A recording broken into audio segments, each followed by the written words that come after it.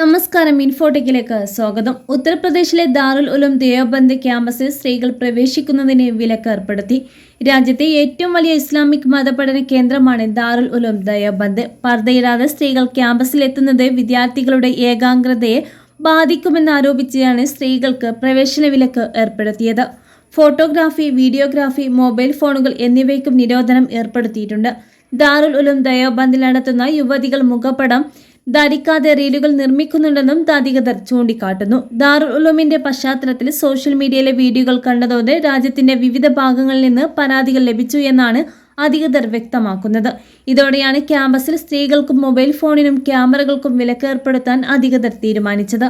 രാജ്യമെമ്പാടുമുള്ള ഇസ്ലാമിക് മതവിശ്വാസികൾ വലിയ പ്രാധാന്യത്തോടെ കാണുന്ന മതപഠന കേന്ദ്രമാണ് ദാറുൽ ദേവബന്ദ്. വിവാദമായ ഫത്വകൾ കൊണ്ട് സ്ഥാനം ഇടയ്ക്കിടെ വാർത്തകൾ ഇടം പിടിക്കാറുണ്ട്. മതപഠന കേന്ദ്രത്തിന്റെ ഭാഗമായ റാഷിദിയ മസ്ജിദിൽ സ്ത്രീകളുടെയും പെൺകുട്ടികളുടെയും പ്രവേശനം നേരത്തെ തന്നെ നിരോധിച്ചിരുന്നു. 2024 മെയിൽ റീലുകൾ ചിത്രീകരിക്കുന്നെന്ന് ചൂണ്ടിക്കാട്ടി ക്യാമ്പസിൽ സ്ത്രീകൾക്ക് വിലക്ക് ഏർപ്പെടുത്തിയിരുന്നു. കഴിഞ്ഞ നവംബറിൽ ഹിജാബ് ധരിച്ചവർക്ക് പ്രവേശനം അനുവദിച്ചുകൊണ്ട് വിലക്ക് മയപ്പെടുത്തിയിരുന്നു. ഇതാണ് വീണ്ടും പുനഃസ്ഥാപിക്കുന്നത്.